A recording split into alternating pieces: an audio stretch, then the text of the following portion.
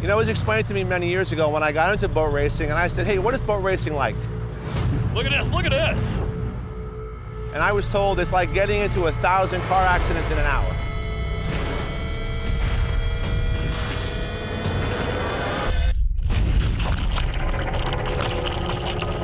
We've all got this adrenaline addiction. And we're going green, superboat racing here in Key West, Florida. I don't know of any other situation where you're racing and the track is continually changing.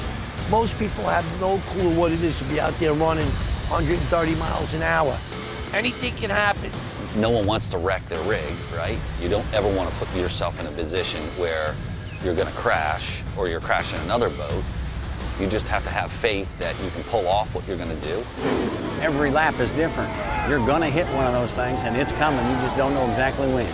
Then it's game on. And that's the most frantic time. The rest of the time is make sure you don't get hit.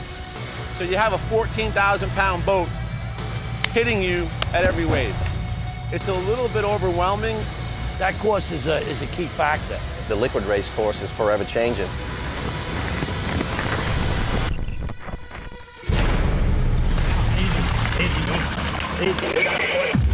We never know if we're going to hit 2-foot waves across the back, because there's always that 4-foot that's in amongst it.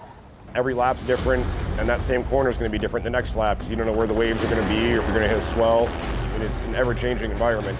You know, you could fly and think you're going to land straight and square, and next thing you know, you're this way.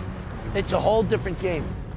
You can't just go out and run it to death. You got to manage the power.